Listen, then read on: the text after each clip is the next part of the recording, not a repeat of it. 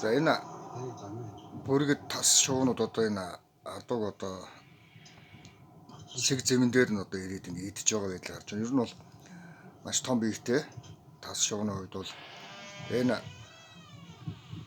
адуу ингээд сайн харсан чинь тахи болтой юм а. Та нар одоо сайн хараа байна. Хөлийн харахад тахи удам.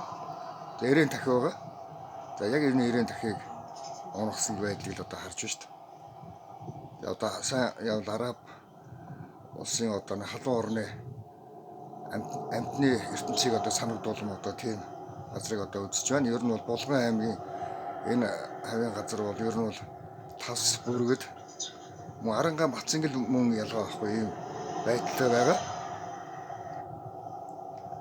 За ийм тахи байна гэдгийг одоо сайн ойлгох хэрэгтэй. Энэ тэмдгүү одоо ийм тас ёл бас нэг өхөр унагдсан л байх шиг болтой юм аа.